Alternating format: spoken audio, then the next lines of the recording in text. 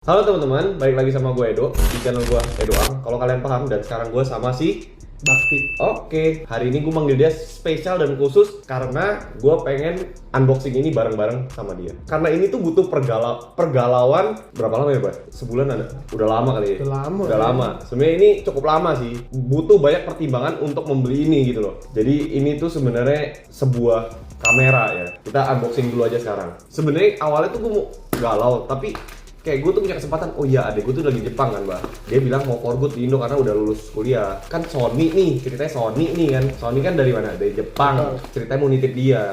Dan ternyata produknya di sana tuh habis juga. Dimanapun, di toko gedenya pun habis juga. Padahal tujuan nitip di sana biar dapat murah kali ya.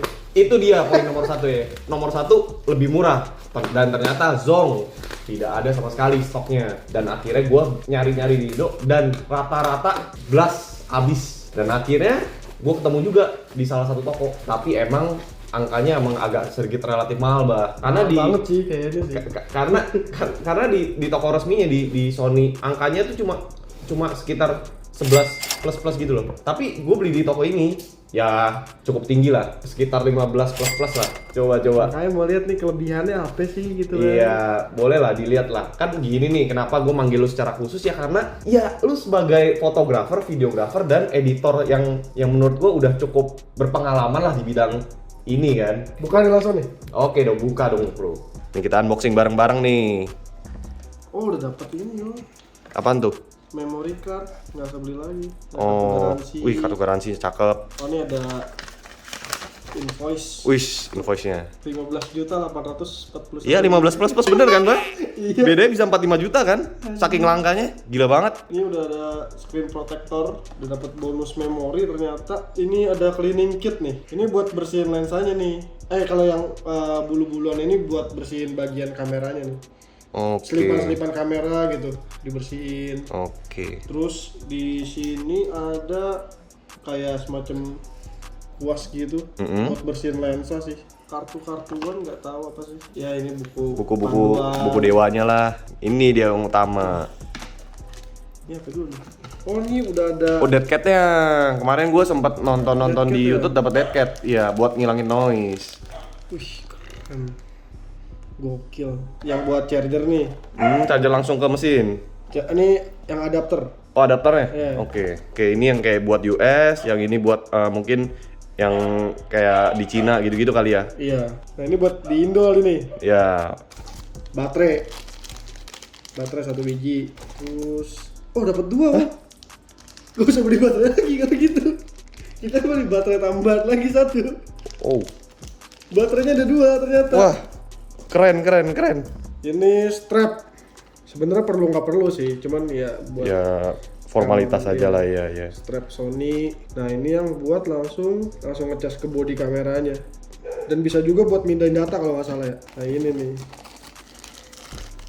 Beuh.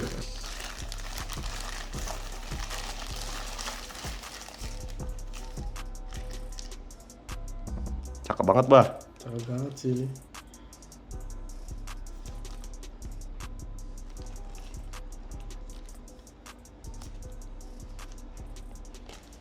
Keren sih, Bah. Cakep sih. Ini LCD-nya udah bisa di flip kayak gini, jadi kalau mau nge-vlog, Iya. udah ada mukanya. Mantap. Ini mirrorless ya by the way. Ada juga kan Sony Yang pocket ada Pocket ZP apa ya? ZP1 ya? Nah yang E1 ini udah mirrorless, jadi lensa tinggal dipencet di sini, di ujung sini kalau kelihatan. Ya pokoknya di sini lah.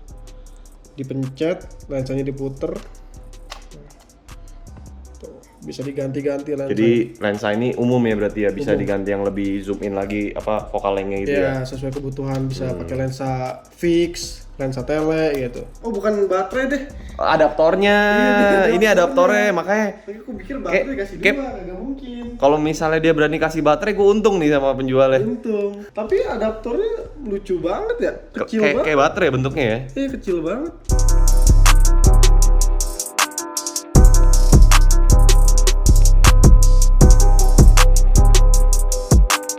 Jadi itu dia unboxing dari ZV-E10 Sony. Mungkin kita bisa langsung coba aja deh. langsung praktek aja ya. Menurut lu gimana nih? Karena di sini gue juga bakal belajar nih sama lu nih. Kan gue awam nih, nggak tahu nih cara pakai kamera ceritanya. Gampang ya. Tinggal pakai aja. Pencet aja yang auto, pilih yang auto teman-teman ya. Secara body sih mirip-mirip kayak Sony A tipe yang biasa ya, A6000-an gitu, A6000, A6400, 6600 ya. Iya. Kayak yang gue lihat beda tuh nggak ada ini, Bah. Yang buat apa? Yang buat mata tuh loh apa? Oh, viewfinder. Oh, viewfinder nggak ada kan? Bener kan? Oke. Ini kita nggak tahu juga baterai ada isinya nggak? Nah, nggak tahu sih, coba cek aja. Ngecek aja. Ini pakai memori juga di sini. Sebelah baterainya. Tutup. Tinggal nyalain nih. Di switch off on. Kalau nggak nyala berarti nggak ada baterai, nggak ada isinya. Nggak ada isinya ternyata. Zong teman-teman ya. Jadi ini teman-teman udah dicas selama sekitar 10 sampai 12 menit ya. Iya. Oke, coba dinyalain. Nyalain. Kita nih Keren ya. baru kamera baru harus di setting dulu biasa dia. Jangan kasih bahasa yang aneh-aneh, Bah. English lah. Inggris dong.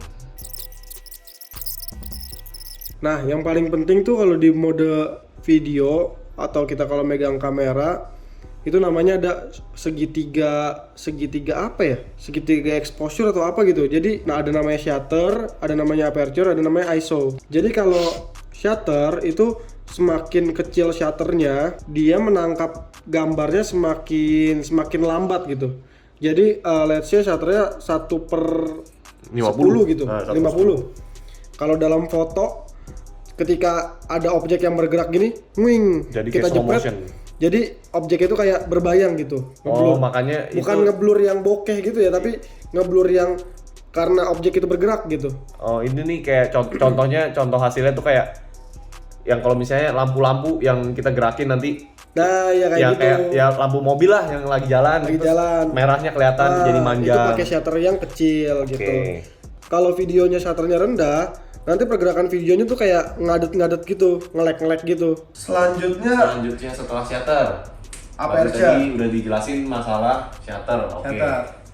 Aperture berarti. Kalau f-nya semakin rendah, video atau fotonya semakin terang. Oke. Nah, tapi kalau aperture bedanya kalau semakin rendah, dia tuh lebih fokus ke satu titik gitu. Sisanya yang lain ngeblur gitu. Nah, kalau misalnya f semakin besar, ya kebalikannya, semakin banyak yang ruang lingkup yang didapat sama frame itu. Iya, jadi nggak ada yang ngeblur gitu. Jadi misalnya kita lagi foto rame-rame, berarti butuh f yang besar sekali. Misalnya ini sampai 10 orang deh. Nah, tapi kalau f besar, cahaya juga semakin redup. Oh, semakin gitu, gelap berarti. semakin gelap. Nah, biasanya kalau buat pakai f besar itu, kalau buat di foto butuh lighting lagi kok. Lighting yang strobe itu. Yang ditembak gitu ya. Itu baru bisa pakai f besar dan bisa foto semuanya tetap terang dan tetap fokus semua gitu. ISO ya. Nah, ISO mah gampang udah. Oke. ISO mah pokoknya tinggal ISO itu tingkat kecerahan sama keredupan aja. Tingkat kecerahan. Ngaruh sama lingkungan. Misalnya ini terang, lu ISO tinggiin biar makin terang lagi enggak? Ngaruh. Oh, ngaruh juga. Ngaruh, tapi kelemahannya kalau ISO-nya semakin tinggi, biasa kalau misalnya terlalu maksa ya ISO-nya misal dalam keadaan ruangan gelap. Kita pengen ngerekam tapi nggak bisa nih, ISO-nya kita tinggiin. ISO kita tinggiin bisa sampai 6400 atau berapa gitu. Alhasil noise. Nah, alhasil noise. Sekarang kita coba langsung praktek deh. Nah, kayaknya ini kamera udah ada fitur low light-nya ya.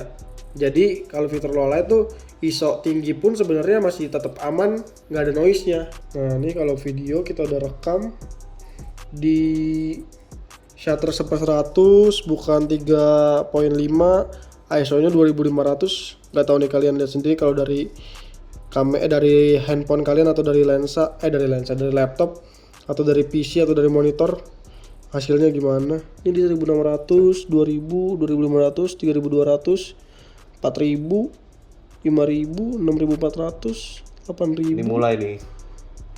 10.000 masih dari sini masih. Tapi iya, masih aman loh. Kalau shutter semakin rendah, kita coba nih. Semakin terang kan? Kelihatan kan? Betul. Nah, misalnya 1/25, tapi pas ketika digerakin tuh, lihat. Kayak slow motion jadi, kayak ngeblur. Bukan slow motion sih ini jatuhnya. Ya ngeblur kayak nge-lag gitu kan? Tuh. Nah, kalau shutternya kita ke 100-in, Tuh. Jadi kayak smooth lah. Ya kan? Iya.